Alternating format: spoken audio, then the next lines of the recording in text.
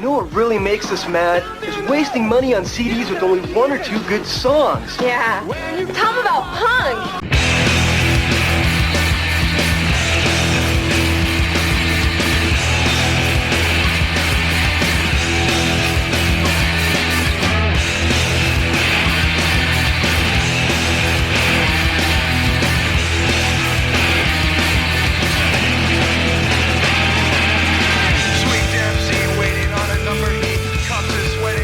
What's up, posers? Welcome to punklottopod. I'm your co-host, Justin Hensley.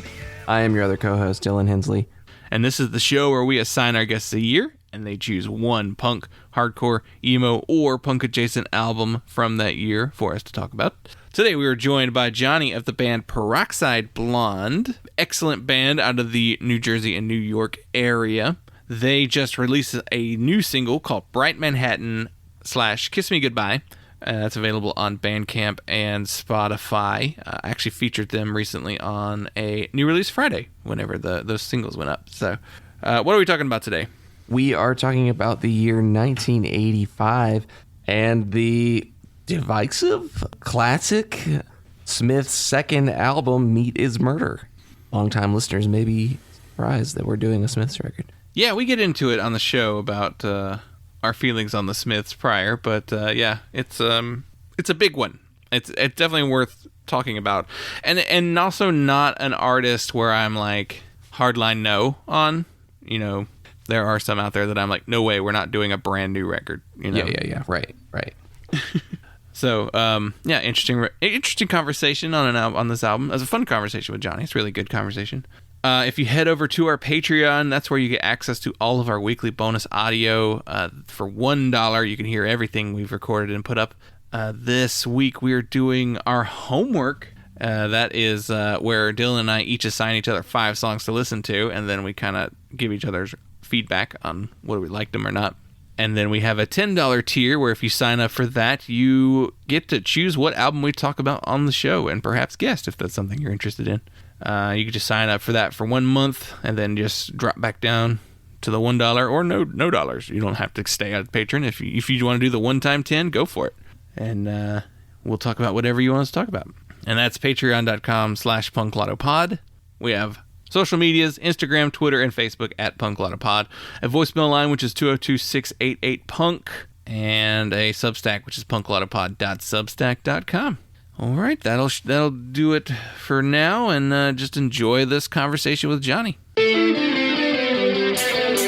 know you robbed me blind to get what you need. Need to get to you before you get to me. Wanna stack the deck and play for keeps. Wanna have it all 'cause I got nothing left to lose.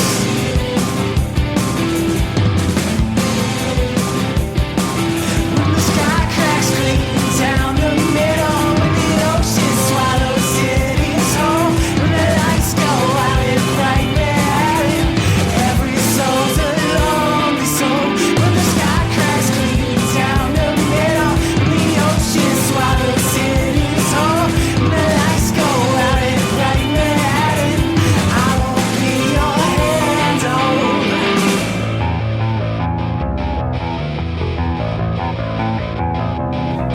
When those tides come in, what breaks your heart needs you to feel alone. When the sun goes dark, no, I give it all just to watch you fall.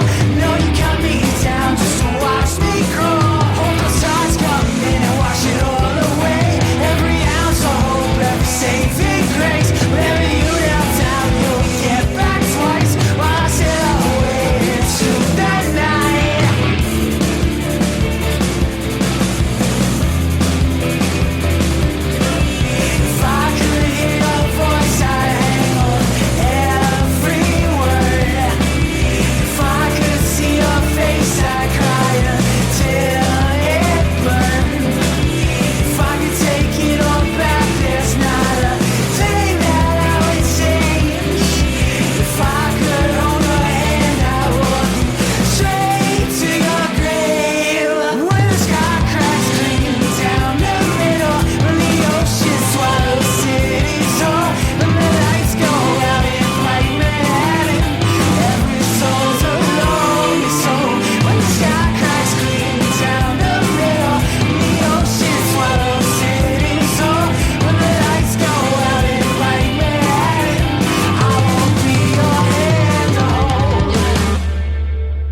joined here today with Johnny of the band Peroxide Blonde. Johnny, welcome to the show.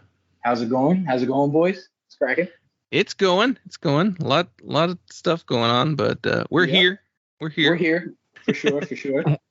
For now, I we made might it. not be if the technology collapses under our feet. That's true. Yeah. Happy to be here a week later than we initially planned. You know. Yeah. We actually were going to record last week prior to this recording. We were going to record last week, and day of you messaged me saying I can't talk right now.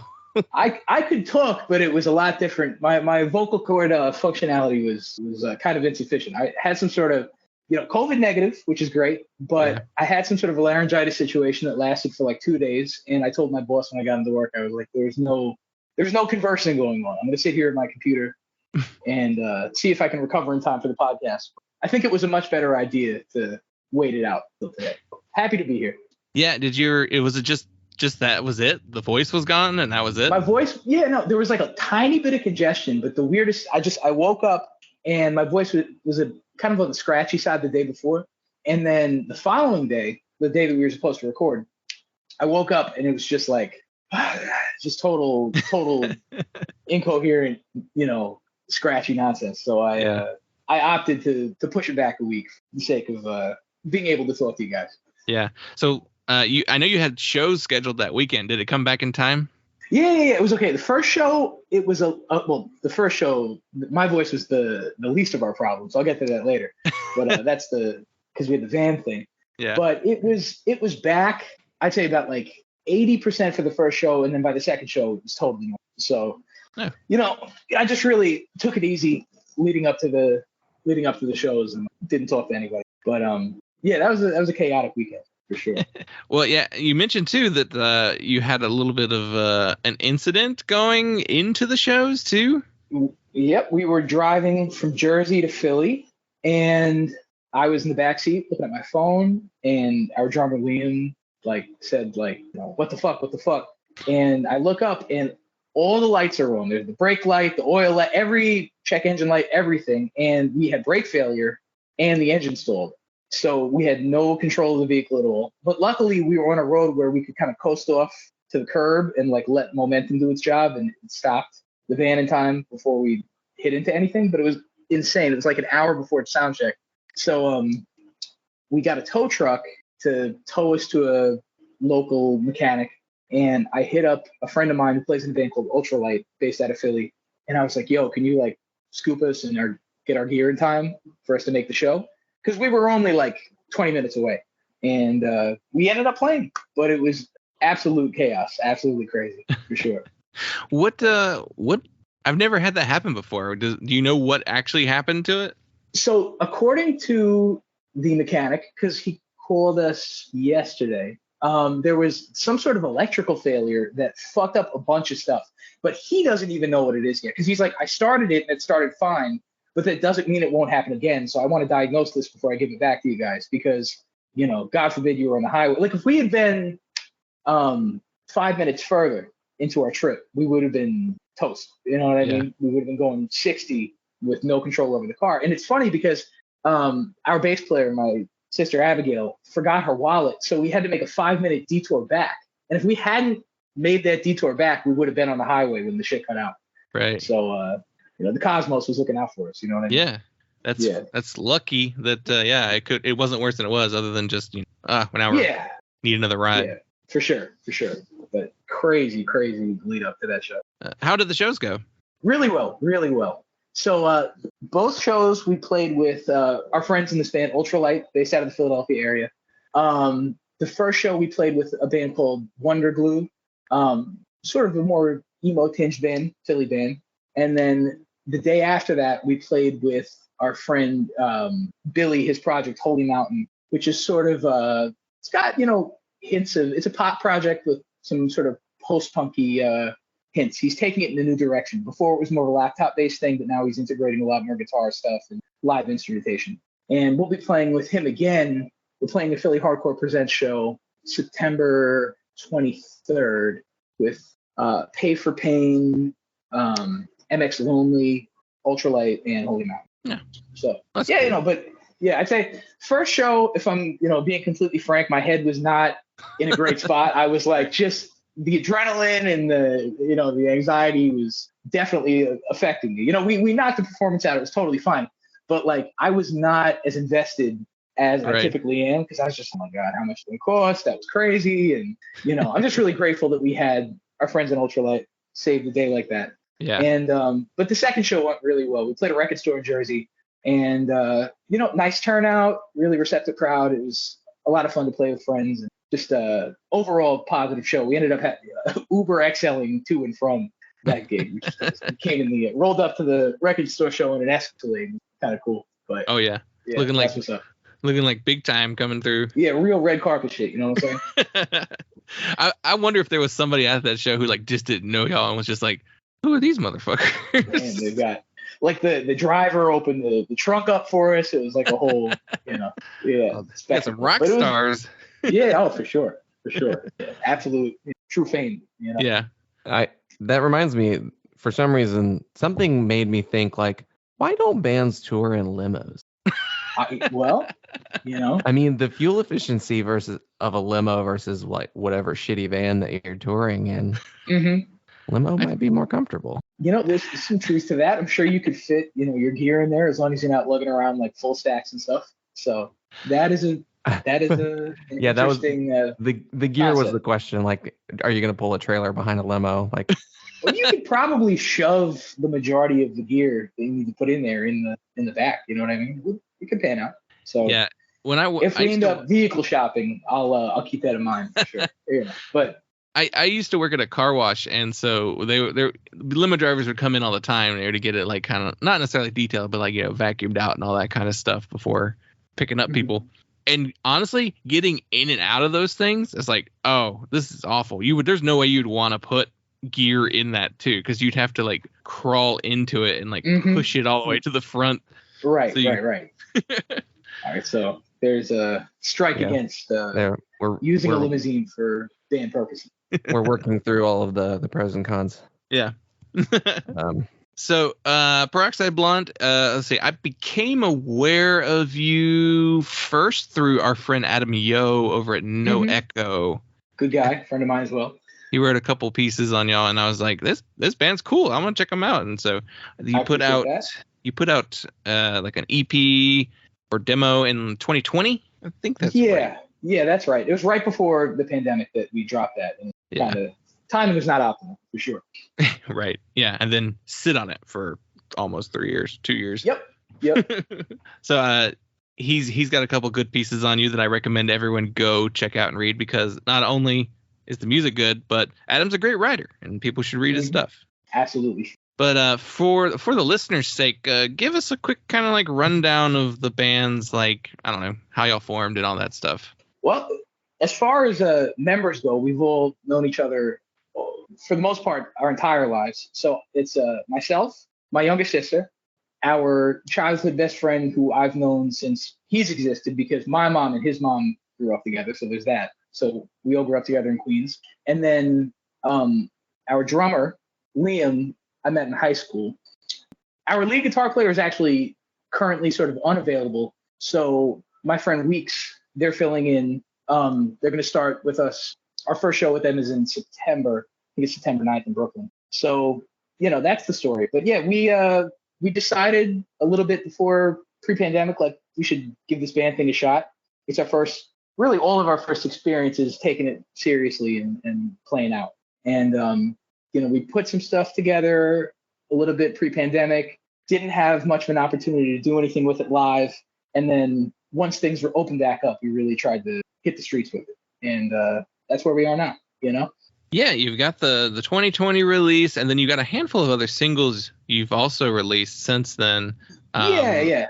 Let's see. You actually reached out to me at one point asking about the newest single, Bright Manhattan and Kiss Me Goodbye, which I wound up featuring that on our Patreon New Release Friday audio. Appreciate that. They're awesome. I really appreciate you reaching out to me, because honestly, makes makes that so much easier for me when people in advance are like, here, check this out, instead of me having to scour day of. Yeah, I'd actually found you guys through Adden, and I started to every now and then I tap into the pod, and I was like, this would be a good place to, send this, and here we are now. Thanks for thinking of us. Yeah, quality content.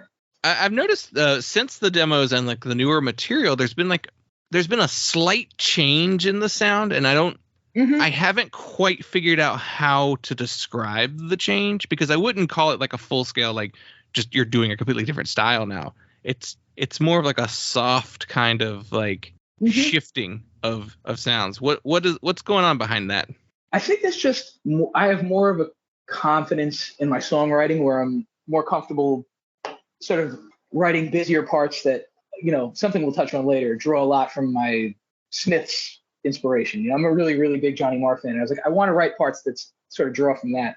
Whereas initially we were putting out rockier stuff and just sort of finding our sound. I was drawing more from like Oasis, Nirvana, and now it's kind of pulling from more of a place like Interpol, the Smiths, some REM in there.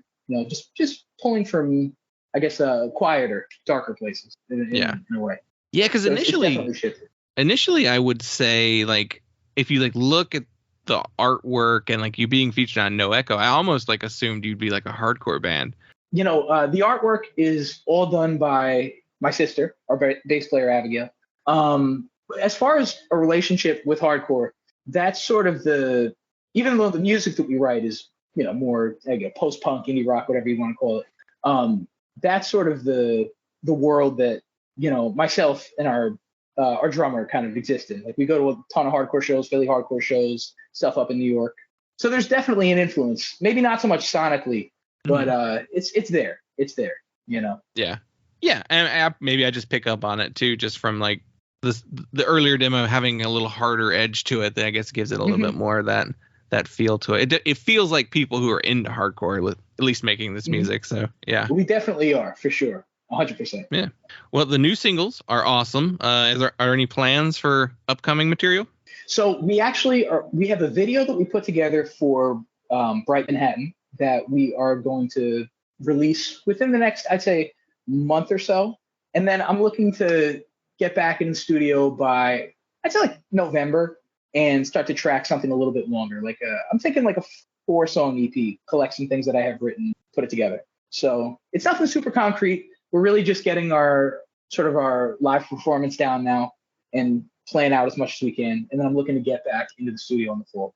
Do you have your own studio, or do you have just kind of like a home setup, or you go somewhere a little bit bigger? Oh no, we go. So we go somewhere. Yeah. So the past two releases, No Reason to Pretend, and then the Bright Manhattan, Kiss Me Goodbye, singles. We recorded with at a few different studios, but then we sent to my cousin. My cousin is a producer who lives in California, and he mixed it. The last two were recorded at Gradwell House in Haddon Township, New Jersey. So it's all very much studio kind of. Yeah. Well, they sound good. They definitely don't sound like home recordings. So, but yeah, they sound really slick. The production's awesome on them. They're really great songs, and definitely recommend people check out the stuff and follow you guys for new music going forward. Appreciate that. Yeah. Oh, cool. Well, let's move into the rest of the format of the show then. So the basic premise of the show is we assign our guests a year, and they choose one punk, hardcore, emo, or punk adjacent album from that year for us to discuss. And usually when I first reach out to guests, I tend to ask them like, what era are you most comfortable talking about? Because I don't want to give somebody something from like the 70s if they don't care or know anything about it. And you were pretty game to like just about talk about anything as far as like 80s, 90s, 2000s, all that kind of stuff. So I was like, well, guests rarely want to talk about the 80s, so let's go to the year 1985. I'm with it. And so before we get to the actual record that you selected, what are some other albums that came out that year that you considered or were just important to you in general? I'd say my like top two runners up were Psycho Candy, Jesus Mary Chain, just a great solid pop record. And I feel like we definitely draw from that band a lot. But I think I like, at the end of the day, well, I'm not going to start to discuss the record that we're about to talk about just yet. But it was just a little bit below that tier for me. And then The Firstborn is Dead by Nick Cave and the Bad Seeds was another one that I really, really liked, but it just didn't make the mark in that same way for me. But Nick Cave is like a big, big influence. Let Love In is like one of my favorite records for sure. Yeah, I actually listened to a couple of Nick Cave records this week because I was looking at, he had 2 albums in '86 and I was checking those out, and the Nick Cave discography is massive, and yeah, the way the sounds have changed over, I don't know, go back to The Birthday Party to now a still active musician, band. It's just wild, like how much they've put out, how high quality almost all of it is, and how different it gets in a lot of different places. I like Nick Cave. Like, he's very interesting. Oh yeah, he's one of the most prolific songwriters ever. Dylan, you're a big sure. Dylan, were you talking about that Jesus and Mary Chain record not too long ago? No. Oh, it was a different one. I was talking about one of their 90s records.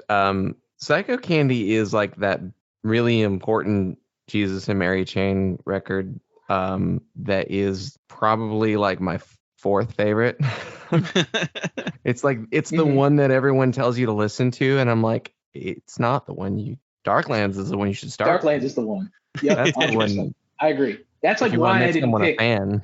Yeah, like I didn't pick Psycho Candy because I know that my heart is with Darklands. You know what I mean? I fuck with Psycho Candy, but Darklands is superior. I mean, Psycho Candy is like it's really important. It's really unique, and it's definitely like there are things that they do that are significant and influential to. It's the reason that it's the record that people point to as like a major influence for shoegaze, as a genre developing. But yeah, it's not my favorite. Not by a lot. I really feel that 100%.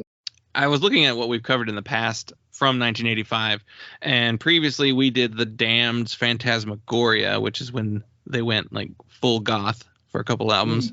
And then we also did Flip Your Wig by Husker Du. We did that with the band Wife Patrol, awesome band.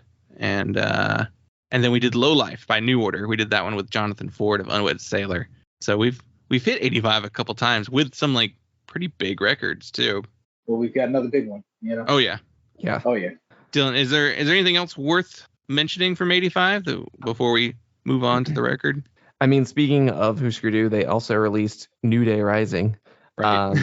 Which there was a good buddy on Twitter, Steve Doesn't, who you should follow if you don't already, has been working backwards through the years and saying best record of whatever. And he did 85. And I'm like, how the fuck do you choose between New Day Rising and Flip Your Wig in 85? I mean, 2 Husker Du records. And then on top of that, you've got Rites of Spring by Rites of Spring.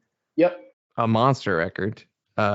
Absolutely perfect. Yeah, there are some pretty cool, significant, influential records in 85. I do feel like it's definitely going to be, we're not doing a chart dive on Patreon, but I can kind of tell just by looking at how big the headliner records are, so to speak, that it's a top heavy year. But yeah, a lot of the 80s are like it's full of these like massively influential and important records, but like once you've named like the top 100, you're like, all right, who's this band? Like it drops off in like recognition and even like quality of music, which it happens almost every time we do an 80s year. It's just like that.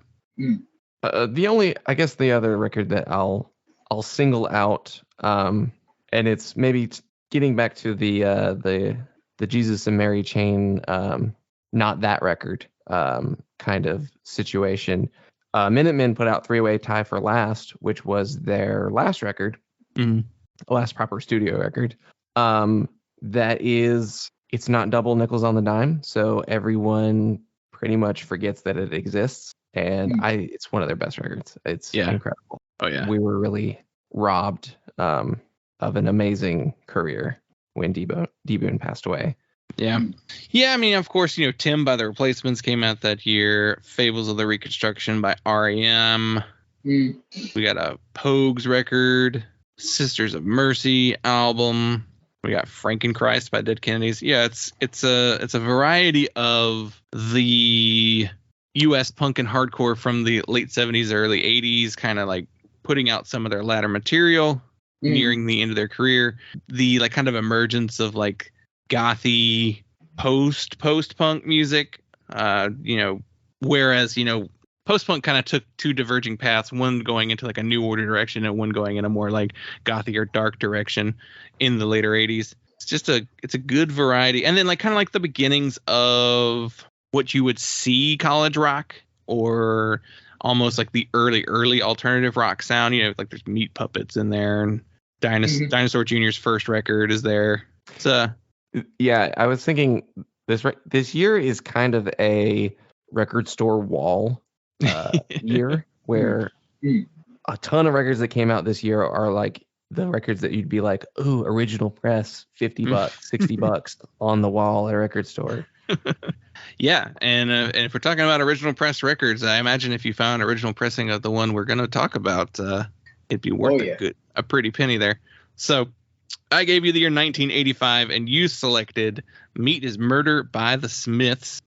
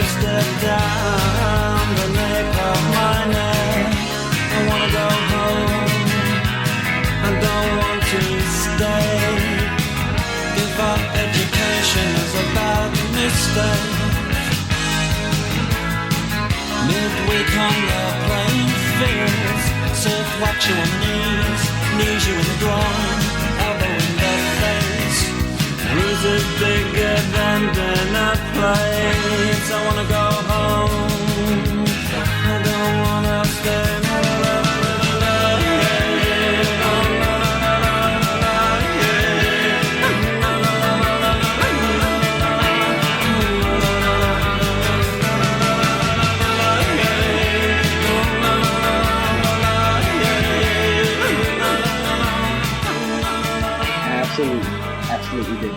And Smiths are my favorite band by a long shot. And I have a couple stats on the band. So the Smiths formed in Manchester, England in 1982. This is the band's second album after their self-titled album in 1984. Quick turnaround with them. This was released on Rough Trade Records in February 11th, 1985. The personnel on this album is Andy Rourke on bass, Mike Joyce on drums, Johnny Marr on guitar and piano, and Morrissey on vocals. And the record was produced by the band themselves. And then I have a couple other just like kind of billboardy stats that we can talk about later. But first thing I like to ask our guests is what made you choose this record to talk about? I mean, it's a pretty cut and dry answer. It's just my biggest songwriting influence, especially in as far as guitar playing goes, is the Smiths. Johnny Marr is like my hero. And this record is extremely important to me in that way. It's my second favorite Smiths record. The Queen is Dead is my favorite, but this comes in a close second. And it shows off not only Johnny Marr's ability to compose but produce, because he was really the one behind the boards, along with Stephen Street. Stephen Street like probably did the technical stuff, like he was the engineer on deck. And he's done stuff like with Blur, Psychedelic Furs. I know he did Morrissey's first solo record, and he produced Strange Ways, which came later. That was the final Smiths record. But it really showed creatively how much Johnny Marr has to offer as far as composition and production. So that's as a Johnny Marr super fan, that's what drew me here. When was the first time you heard this album? Oh boy, I would say high school, early 20 teens, maybe, something like that. Yeah. Definitely not middle school, definitely high school. The first time I ever heard the Smiths in general was when I was like super young on Fuse. They played the Girlfriend in a Coma video, and I hated it. But I was like, I don't know, 9 or something. You know what I mean? Yeah. I was more into harder stuff. But yeah. I'd say my Smiths discovery was like high school, and then into my early 20s was when I fully blossomed Smith's super fan. Yeah. And yeah, they by far are my greatest influence songwriting wise. Like maybe not so much like vocal styling. It might not be like extremely apparent. Like we're not playing like Smith's worship, like as far as Right. like what we sound like. But if you listen for it, it's definitely there. Just really busy dance guitar layering and bass. Yeah. moves. I think the new singles, like it's really evident that you're kind of leaning into that sound, that influence. So I think it reflects, but it doesn't. But again, it doesn't feel like worship either. It's just like the influence is there. Yeah, it's definitely a part of the Peroxide Blonde DNA for sure. Yeah. Probably one of the greatest, biggest parts of it. Yeah. Yeah. Well, before we started recording this episode, and when you made your selection, I initially told you, I was like, all right, so Dylan and I are not Smiths fans, so we may have some beef with Mr. Morrissey on. Everybody does, he's definitely not saying the right stuff or having the right opinions in his fucking 70s, whatever. Yeah. The one saving grace that I had was going, well, even Johnny Marr doesn't like Morrissey either, so that's a saving point for this album. It definitely, Morrissey's opinions as a geriatric person do not color my opinions of the incredible music they wrote 100 years ago. You know what I'm saying? But I wanted to kind of run down like Dylan and I's each individual kind of Smiths in history as we think of it, kind of because I was wanting to figure out like where this root of my dislike of the Smiths came from originally, and so I never had a Smiths phase. Like that's pretty evident. I think a lot of people have them fairly young, and that's why people really gravitate. I don't know anybody who was like much older who was like, I like the Smiths band, that wasn't already aware of them in their teens or 20s. So I was trying to think of like, when did I hear the Smiths? I for sure had heard some Smiths singles on the radio, on like our like alternative radio station that would like occasionally throw in like an 80s bone here and there, like mixed in with like you'd have like Nirvana and Soundgarden, but then you'd like get a random like Talking Heads or U2 song. So I think How Soon Is Now was played a decent amount on our local radio station, so that would be like the first Smith songs I probably ever heard. But like I didn't know that at the time, as like I was a kid just listening to the radio. You don't really pay attention to who's being played, and they don't tell you most of the time, or they didn't back then. It definitely would have been Everyone Knows the Smiths, Right? So we don't have to say, and that was How Soon Is Now by the Smiths. Right. Up next is Stone Temple Pilots. Like, yeah.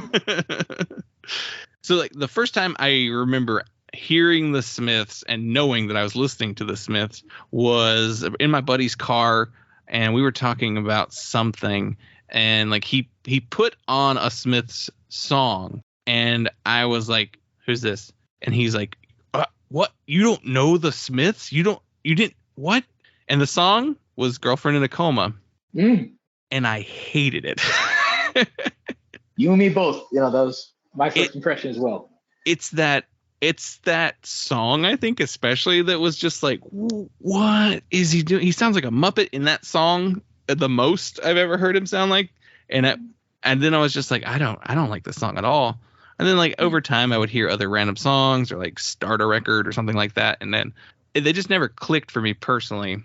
And then you throw in like, he's infamous for his kind of like shitty rock star attitude and like outright canceling concerts like during like the beginning of the before the show even started, like that kind of thing.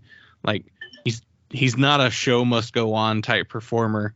He has his little antics about like around live shows and stuff like that. Like that was all the stuff I knew first, And then later, like he revealed like a lot of his like, anti-immigration, racist kind of like keep Britain for Britons type, stuff in the 2010s, and it's just like, cool. I don't know. I don't think I'm really gonna check out the Smiths anytime soon. So, listening to this record was the first time I have like given an earnest, honest attempt at listening to like a full Smiths record in total. So, before I get my opinion on it, Dylan, give me your kind of like Smiths take as well.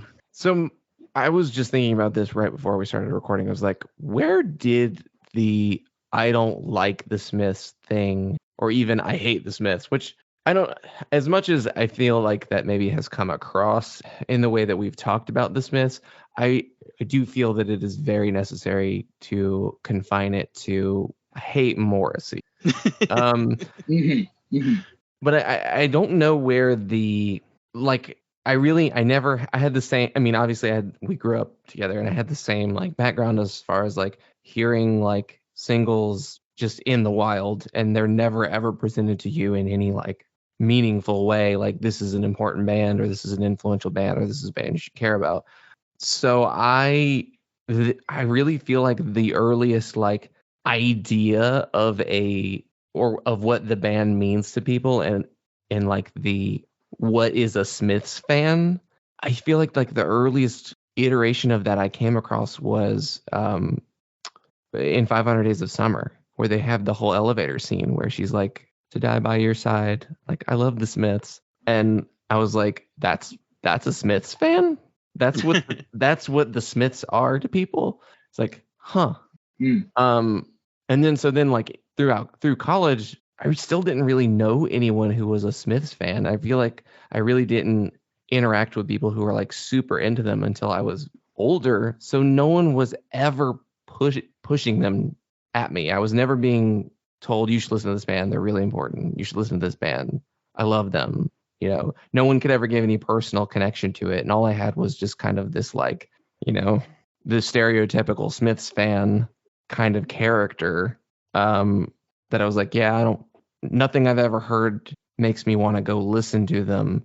And then it just kind of like cemented like, well, I don't care about them, when I started to learn about who Morrissey is and like, the way that he's acted. And which, interestingly enough, as far as like, I think my immediate reaction to like hearing about the like canceling shows and stuff because of like, well, there was meat backstage or something, or, whatever, like the incident was that he was saying was his reason for not wanting to perform, like whether or not that's the real reason or not, I don't know. But my immediate reaction being like, well, that's kind of shitty, you should still play for the fans.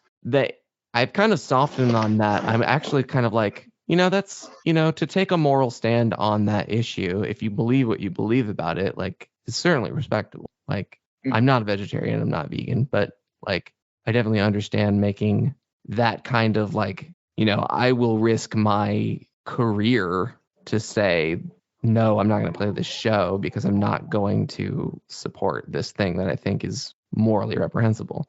It's very interesting that he has such like that commitment to those views, and then also has like the morally reprehensible views that he has about immigration. It's very complicated. Yeah. I don't entirely understand the psychology of it, but yeah. If you make enough money, it fucks up your head. You know what I'm saying? There's like, think about every, shitty old British multi-millionaire rock star, bro. It's it's just you're it's the way they turn out a lot of the time. It's a coin flip. Are you gonna be a decent guy? Or are you gonna be a piece of shit? You know what I'm saying? But yeah, money definitely has a warping effect on people too. Oh, so yeah. That's definitely a factor. But so okay, that's all the negative. I mean I don't, until we get into like the opinion section, I don't think there's gonna be like any more like, let's shit on him some more. Like, that was probably like the most negative we'll get about. Hey, say what you gotta say. You know what I'm saying? Right, I'm not like a Morrissey apologist. I'm just a Smiths fan. Total different. There is. I have critical notes to make about like the vocal performances in the songs, but we can get to that when we actually get into it. But more typical music kind of theory stuff. Yeah. But I mean, because I agree, because there are millions of Smiths fans in the world, and I think a majority of Smiths fans under a certain age are probably like, man, I wish he'd shut up, and Yep. because the Smiths mean a lot to a lot of people, and like really, passionate and kind and, supportive people, like the type of people who don't really like what he stands for politically. So yeah, it's a very weird, like, people love the Smiths, people don't like Morrissey. The albums mean enough to them that they're able to just be like, let's pretend he doesn't exist anymore. So I don't even think it's so much in age bracket of Smiths fans. I think it's like every Smiths fan, period, Right. whether you're 60 years old or 15 years old. You know what I mean? It's, Yeah, I mean, I'm unless sure you're there's a like, small contingent of like assholes, but like, in right. a general sense, like, I feel like people are just like, bro, just play the show and shut the fuck up. You know what I'm saying? I'd like to drop my trousers to the world. I am a man of means, of slender means.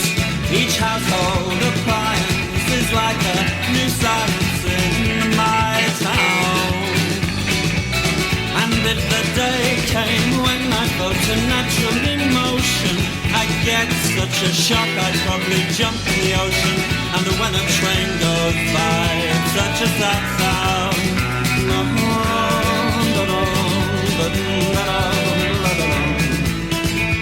It's such a sad thing.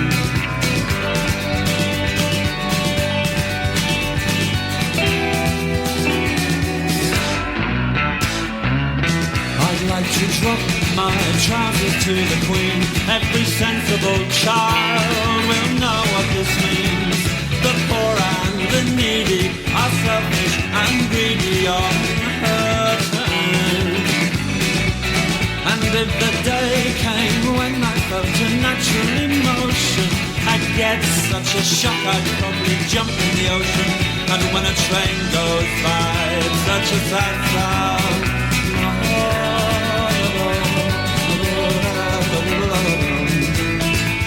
It's such a sad thing. So, is this an album that you come back to regularly, or was this like the first time in a minute? Every 2 weeks. Like, Wow, yeah. I listen to the Queen is Dead like every week, and I listen to Meet His Murder probably every 2 weeks. I'll get through the Smiths discography like every, I'll hear every song every month. Like, it's like that for me. Yeah, Wow. I'm built like that. Yeah. So this band means a lot to you. So that's Like, I've got Johnny Marr like framed postcard on my wall. I've got a Smiths poster on my wall. I've got like a Johnny Marr autograph on my taped to my mirror. Like real super fan type shit. Yeah. They're very important to me. Yep. So I guess then revisiting it for the show, or did you have any kind of thoughts that kind of jumped out at you about the album? I think I was really thinking a lot about the fact that Johnny Marr was like, let me think, 20, I think he might have been 22 on this record. And the production, in my opinion, I really, really like the production on this record. It's really, really dense. It's in contrast to the first record, which both Johnny Marr and Morrissey have complained about the production on. They sort of decided to take the bull by the horns and do it themselves this time around. And a lot of the creative decisions that were made were Johnny Marr's decisions, and a lot of those decisions were made by a 22-year-old. And I just found that really impressive, Yeah. Somewhat, and back in the day of no Pro Tools, no Logic, just having to figure out how to run the board. It's very, very impressive to me that he not only did he compose the songs, but he essentially produced the record. Because it says the Smiths, but it's really Johnny Marr that did. Yeah. Yeah. That was one of those cases where like they were very unhappy with the production of the first record, right? Because that was like a label kind of driven thing. Mm-hmm. Mm-hmm. It was like, you're gonna work with this guy, Yeah. Let's see if I can find who did that first. The first Smiths record, that would have been The self-titled. John, it was what was it? John Porter. John Porter did it. Yeah. Who was a part of? Apparently he was part of Roxy Music at one point. That's interesting. I would not put Roxy Music person on a Smiths record. I don't know, just because they're very sonically different. But Roxy Music is like one of Morrissey's favorite bands and one of Johnny Marr's favorite bands. So it's it's funny. They're pulling from things that they sound nothing like, for sure. Right. like Yep. maybe like the skeletal structure of the way songs are written is like the similarity there, but like not so much like the warmth isn't there. Like Smiths are a darker toned band than Oh yeah. Roxy Music. Yeah. Borderline early stuff, borderline party music, I guess, but A lot more rocking than yeah. well, And then like that swingy vibe too, like the pop standard sort of the Brian Ferry thing that he's got going on. Yeah. There is. I mean, the Smiths have a lot of rockiness and swinginess to them when you listen for it. It's in there. It's definitely in there. There's a couple spots on here, especially this album. Yeah. No, definitely. I'd say this album more than Meat Is Murder and the self-titled. There's a lot of rock and roll on this album. So I mentioned it earlier, like my going into this record, I had a completely just like all right, blank slate. This is like take away any previous opinions or about the Smiths. Like what is my takeaway from this album? And so I've listened to it a couple times this week to kind of prep. I listened to it last week to get ready for the show, and then I was like, oh, I got to refresh myself before we. Sorry about that. So I was like, okay. Let me hear. Let's see what this is like. And like right off the bat, the number one thing that I was like immediately struck by, I was like, Johnny Marr rules and Andy Rourke rules, and the drumming's great too. But like it didn't stand out to me in the same way that Johnny and Andy's playing really stood out to me. So I was definitely like, like I see the importance of these musicians and what they do. Like I'd say the bass work probably even rivals, New Order's bass work. It's better. It's better, straight up. It's definitely Peter Hook's bass playing is more mechanical sounding. Well, Peter Hook's bass playing is less bass playing, and he's really carrying the melody so often in New Order that he's not like that foundational rhythm element of New Order. That's really all carried by the bass synths and of course the drum machines. But yeah, Peter Hook is such a different approach to bass play. It's more minimalistic and traditionally post-punky, whereas Andy Rourke is like playing like these crazy funky counter melodies and stuff. Yeah. But something worth noting is that when you look at like the credits on a Smiths record, compositionally, Johnny Marr is the only person that's credited as a songwriter. It's never been expressed explicitly. Like I've watched a lot of interviews, but I'm pretty sure Johnny Marr like writes the bass parts too. Like, because Andy Rourke isn't credited as a writer. He's just a player. Interesting. Yeah. I noticed that lyrics are credited to Morrissey, music is credited to Johnny Marr. And it's an interesting way to parse credits, because I feel like the different approaches would be your very traditional like songwriter credit is the person who puts together the lyrics, chords, melody, and like general rhythm of the song. And then you may have, whatever musician played on the track was like, well, here's this little lick that I'm going to play. But you don't get a writing credit for that because it's just like, it's almost incidental to the song. But then you listen to like typical like punk bands where it's like, what each individual member brings to the recording, brings to how the song is played, seems so important to the structure of the song and to the writing that it's like it's weird. It's weird to only credit the guitarist because did he write the bass parts or did he do the typical? I think like here are the chords, here's a melody for Morrissey to maybe sing, and he can kind of like make it work with his voice however he wants. But I'm pretty sure, again, I've read the Johnny Marr autobiography, the Morrissey autobiography. I've dug through YouTube interviews. I've seen it all. And like, I've never found anyone explicitly stating who wrote the bass parts. But if you look at the credits on a record as big as this, if Andy Rourke wrote the bass shit, it would have been credited that way. You know what I mean? Like I feel like it's a very important implied thing that Johnny Marr is the only person credited, as a songwriter, with the exception of Morrissey doing the vocals. I guess the question is, what does Andy Rourke's bass playing sound like outside of the Smiths? And that I'm not sure, because I know he's done some of the work, but I don't. How much does it differ? Yeah. I think he's played. I'm trying to think of anything important that he's done. He's played with us, like the Pretenders. Sinead O'Connor.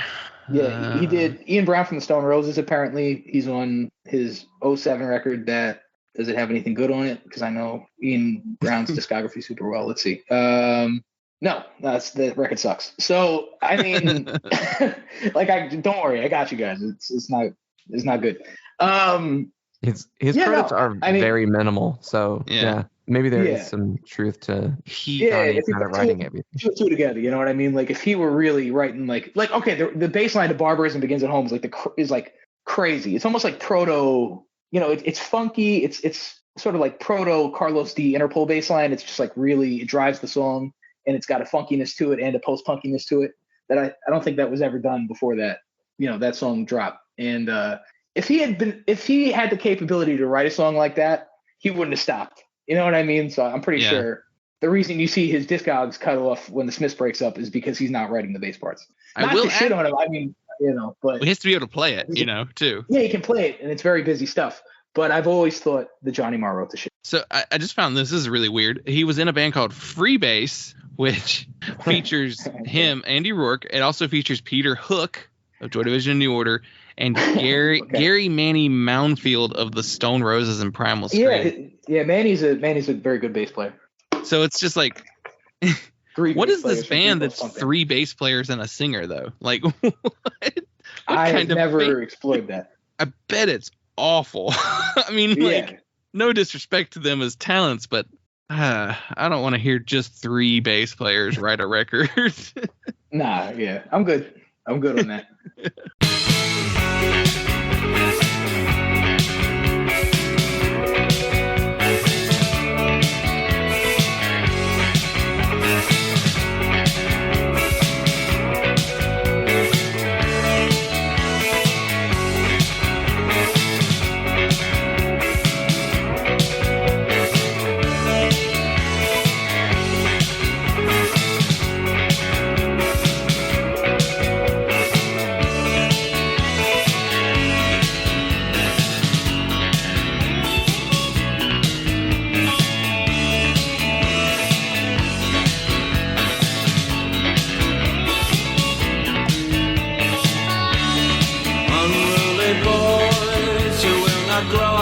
Taken in hand,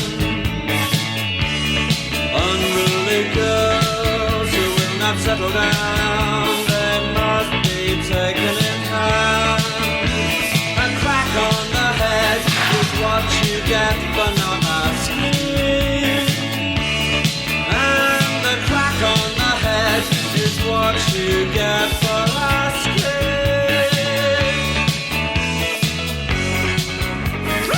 So, like, my kind of takeaway is yes, like the musicianship is excellent by Andy and Johnny. So, like, that's definitely a standout.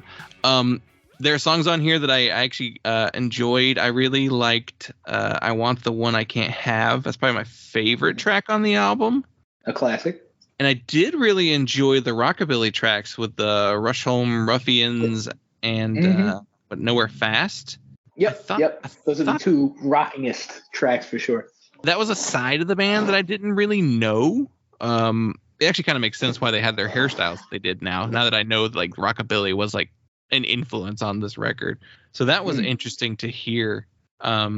Ultimately, like I find all the musicianship and the actual writing of the music entertaining and strong and good, but Morrissey's just like the thing that holds me back again. Like vocally, he doesn't irritate me like he does on other songs. So like this isn't Girlfriend in Coma bugging me. But at the same time he's there, but he's not the standout to me in any tracks. And he doesn't sound as like his voice isn't as like that he does on other stuff. Yeah. I mean it's Morrissey's always Morrissey, you know what I mean? It's there.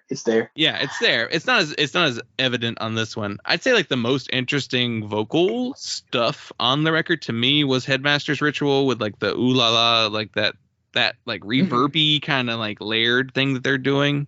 The delay on his vocal. That's like the most interesting he is to me vocally, but ultimately like nothing hooks me as far as him as a singer. Dylan, I haven't got your take on the record at all. So yeah, I'll entry into Morrissey's vocal technique, since that's what we're talking about. It is the single, I guess it's the distracting element of the band. It is the thing that I find myself most preoccupied while listening to anything I've ever heard by the Smiths, and the thing that I kind of struggled to look past to listen to the record, but he's an interesting vocalist. He has a unique voice, and I don't want to get into like the whole, I don't want to be like Morrissey sucks, he's a bad singer. I think that he's a capable singer. I think that he has an interesting range is not the word, because I think people think of range, they think of like pitch range. I think his pitch range is about what you'd expect. Nothing spectacular, but he has a versatility. In listening to this record, I noticed that he has a versatility that I would not have credited him with before, because I think the Girlfriend in a Coma is it's the go-to, like that's what Morrissey sounds like, and it's we call it the Muppet voice. I don't always hate it in every vocalist. I think that it's a valid technique to use, which is it's that dark covered tone, and it's that like throaty sound, I guess, kind of hollow, which I think is the right stylistic choice on moments on this record, but not always. And I think he does use it more sparingly on this record, which I appreciated.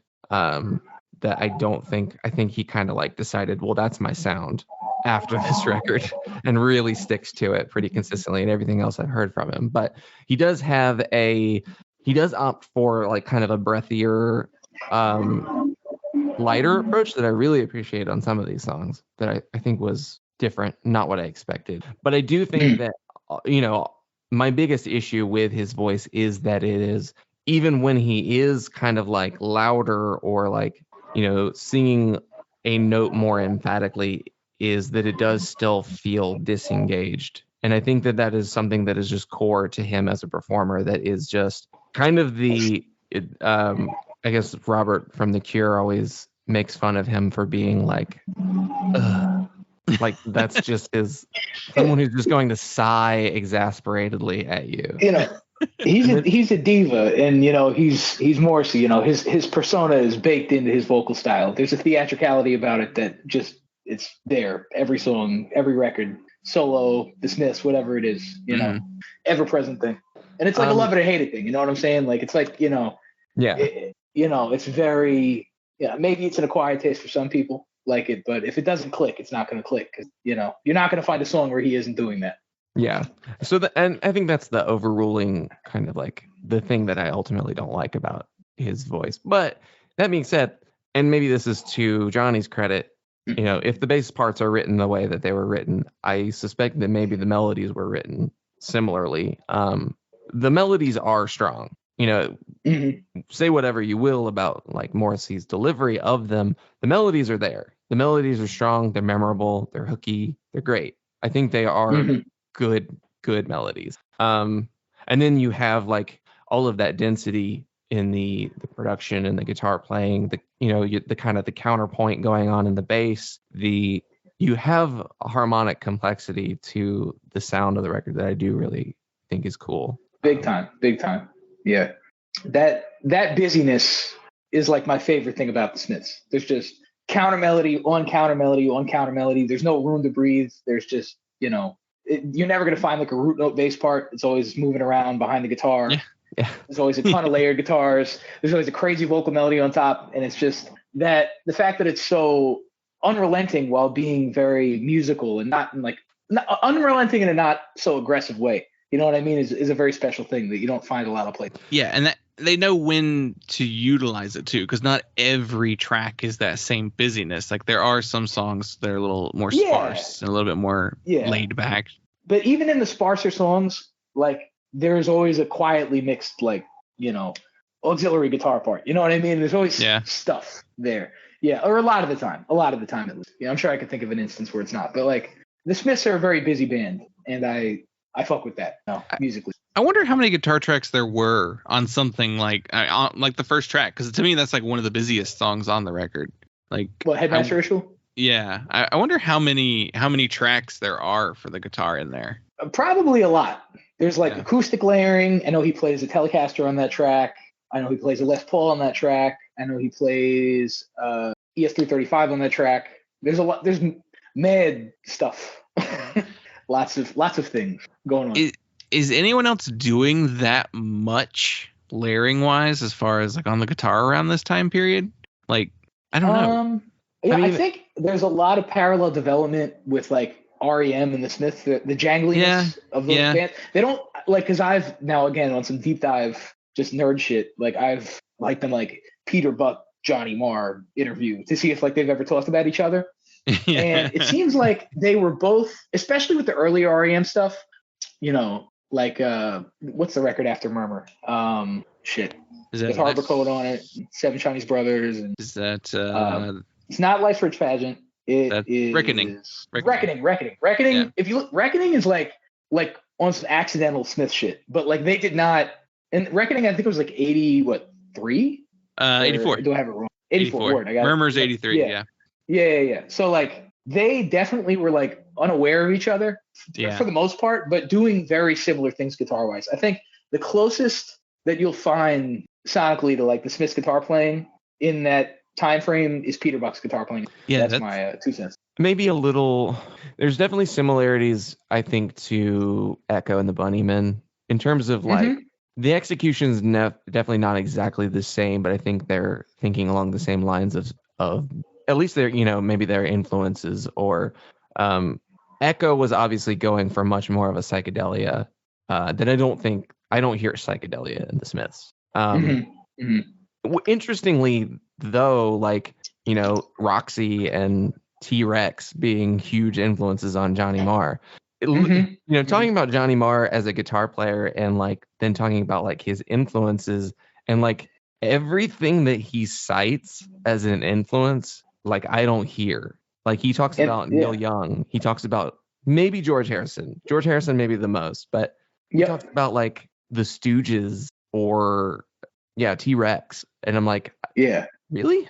Like that's, you know, it's a very valid point, and I think that's why I'm so like freakishly obsessed with Johnny Marr as a person. Is like he took all of those things and created something completely different, and like that's, you know, the ultimate goal I think for any musician is to like take all the stuff you fuck with, put it in a blender, and come out with something that doesn't sound like those things. You know what I mean? And like, I'm definitely trying to do that, and he definitely achieved that. I mean, and that's a very inspirational. He talks about John Magooch from Magazine and Susie and Banshees. I can see that influence there, and I can kind of see a little bit of like television, and you know, in terms of like the more arty, you know, late 70s punk bands. Yeah, early post-punky stuff. Yep. The stuff I can draw the, you know, the cleanest lines to, but yeah, I want to say as far as like within the same scene, you know, it's a funny thing of like the Cure versus the Smiths, you know, being like, I guess the most common thing is that you're just, you know, the moroseness, because when you listen to like Cure records from this time period, they're not multi-layered and they're very unified in the same like direction of like dreariness and drudge. Yeah, they're very straight. They're more stripped down, and they just kind of are more root based in their like approach to recording. Like, especially at that point, like 17 Seconds era, like you know, we early to mid 80s. The Head on the Door came out that year. We didn't mention that earlier, and like that would be the. It's so funny because I think a majority of the people, like all the Cure songs they know are actually way later in their career than you realize. Like all the giant Cure hits were late 80s, even 90s, even up to 94.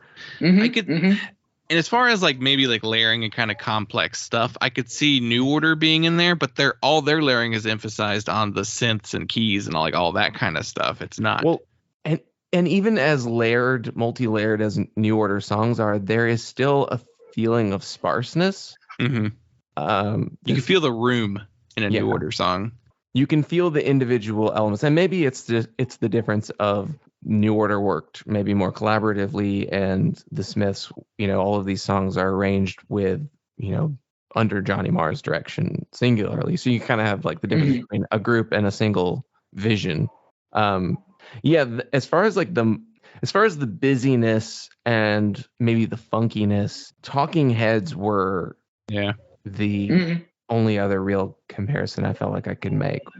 And it's not constantly. It's only like a few songs where you're just like, yeah, that sounds like a Talking Heads, kind of like, or like B-52s are pretty crazy too in that same way. Like there's some B-52 shit that's like there's like a million things going on. Yeah. There's a post-punkiness. I mean, sometimes it's lighter hearted, you know what I mean? Like it's more lighthearted, but there's you could draw some comparisons there too. I'm sure they weren't like listening to each other and playing off of each other, but it's another kind of parallel development. Well, there is a little bit of that. Like they do have a little bit of similarity if you refer to like the more like rockabilly elements to their music. Because like B-52s have some of that, like that kitschy throwback style.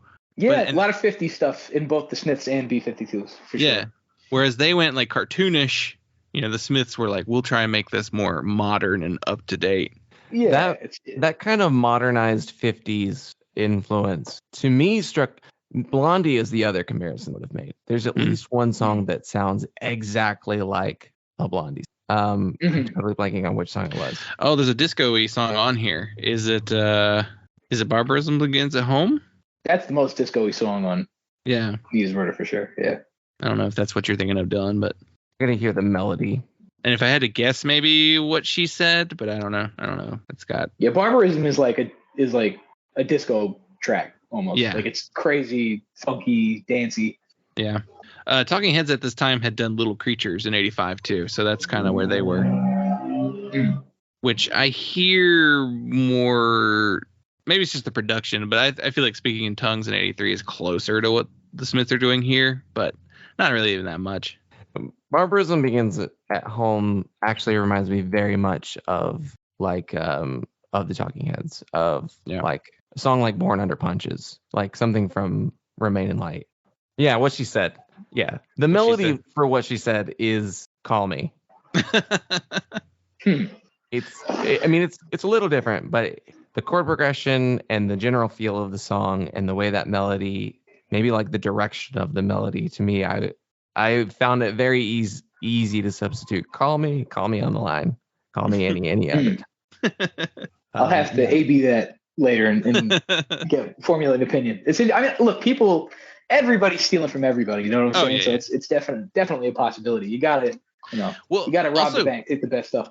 Back then too, it was just also like everybody's influences were the same thing, almost like to the point of just being like, because of the vast amount of music that has come out since then, and like it's become so much easier for music to be recorded and released, and going forward, there's more music being released now on a regular basis than back then. So like a lot of their touchstones are probably going to be the same at some points. So like, this is '85. So like if you're using rock based music, you have 30 years of music to choose from. Unless you're gonna attempt into other stuff, but yeah. Yeah, so, definitely. I have a question for you, because for a long time I've heard Johnny Marr talked about as a great guitar player, like a huge influence on a lot of guitar players. And I thought maybe it was effects, but it's not really necessarily effects. There are effects, and he does use them in interesting ways. And I thought, well, it's not. Is it the technique of guitar playing? What? Yep, it's the arpeggiation. Okay. He just takes crazy like 7 chords, suspended chords, and arpeggiate. His right hand is what makes it sound like Johnny Marr. Like, it's not so much about the left hand shape. It's about him just picking the strings in a really signature way. And like, as far as effects goes, like, he's always really using the same shit. It's like a twin reverb, a jazz chorus, reverb, chorus, and a little bit of gain and delay. It's not like he's got this massive pedal board and he's switching rigs, for different songs. He has a signature tone. But that's that jazz chorusy tone. I mean, it's a very similar tone to Robert Smith's tone. It's that sort of, it's cleanish. It's got chorus with sort of a low rate and a high depth, and not a ton of gain. But that Johnny Marr sound comes from his arpeggiating and his ability to make himself sound so massive by taking one chord and making it sound like a bunch of different chords. Nice. Okay. Yeah, because I figured you'd know. Oh yeah, No one- I do. No one, people talk. He's always been talked about as like a great guitar player, and no one's ever pointed out like the specific technique that is his thing. So I was always like, what is it? What is it? What is the thing?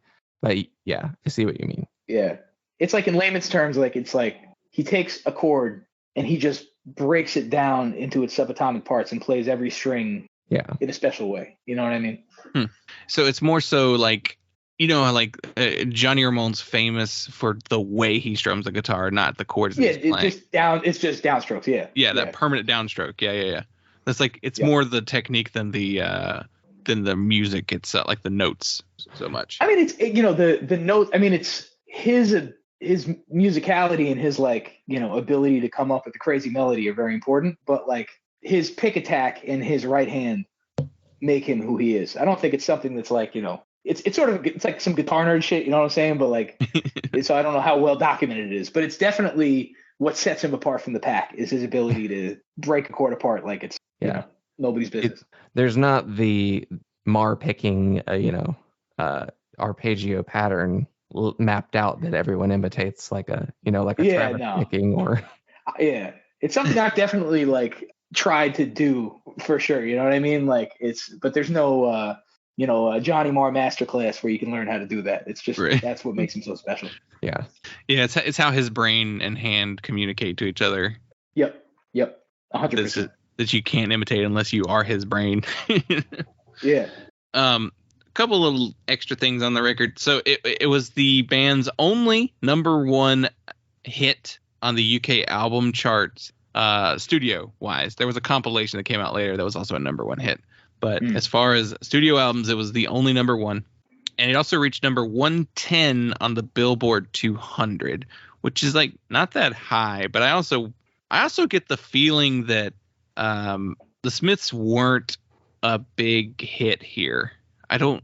It's true. They didn't break America like some bands do. Yeah. Where did they make their soundtrack appearances? Now that'd be notable. Well, we got Pretty in Pink. Pretty in Pink is 86, right? Yeah. I don't think before they broke up they had a ton of soundtrack success. Because if you look at How Soon Is Now was actually included. B-side. It was a B-side on a single. The single was William. It was really nothing. But it was included on the U.S. version of the record when it was released here as the final track on the A-side. So that may have been like the track for to get attention here. But I am curious to see like what would have got there, because they just didn't do huge here. I'm trying to look at singles, and they're on some U.S. dance charts, but I don't see none of the singles really seem to have charted in the States outside of the U.S. dance chart. So that'd be How Soon Is Now, number 36, and The Boy with a Thorn in His Side at number 49. Yeah, just not a ton of, American success initially. So Definitely then notable. it has to be then the soundtracks then that like kind of got them a wider base in the United States. I wonder, trying to think if it shows. I think it has a lot more to do with after they broke up and Morrison went solo, they kind of gained popularity and because he had a very, very successful solo career, still has a very. Yeah, I think his he had bigger success in the States as a solo artist, I think. The band ever did. Yeah, so there's that they had a short life too. They're one of those bands too that like never reunited. Nope. They kind of became one of those special almost cult bands that just then develops its own push. There's the what's the high fidelity. Sorry, I'm struggling. The high fidelity line about original not reissue underline deleted Smith singles or whatever. Like they were heavy on releasing non-album singles and non-album B-sides. Some of their bigger songs are just like How Soon Is Now was a B-side. Please, please, please let me get what I want was a B-side. B-side. And that's the song in Pretty in Pink. Yeah. And there's an instrumental version of it in Ferris Bueller's Day Off. Yeah. Yeah, their B-sides and their compilations have a lot of it's where a lot of the hits are found. You know what I mean? For Yeah, sure. and that's a lot of UK bands too during this time period. It was like what Blue Monday's a non-album track, and that's like one of the biggest New Order songs ever. It's just funny how music was released in the UK versus the US in the 80s and what got big. Because I feel like now you might see singles getting like released separate from albums as a bigger deal in the States, but I don't know, like pop music will do that kind of stuff. But lyrically, the record's more political than their first record, which is kind of a noted statement. And then this is the title track is a pro-vegetarianism song, which after the record came out, Morrissey forbade the band from being photographed eating meat. So clearly the whole band wasn't vegetarian, but they were just like, oh, you can't blow up my spot. I can't be seen you taking photos. Yeah, he means business with that for sure. Yeah, which I'd say the title track is probably my least favorite track on the record. Which honestly, I think it is too. It's mine too. And like I'm a vegetarian, and I'm like, yeah, I get it. It's not even about that. It's just not. It's one of my. Not that I dislike the song, but it's not. It's definitely not in my top 50. You know what I mean? Smith songs. It takes so long to get going. I think is part of the problem. Because of the sample at the beginning with the fucking And it's just it's probably to me it's the least standout song on the record too. Like it's just doesn't really stand out to me. What are some of your favorite tracks on it? Mine? Yeah.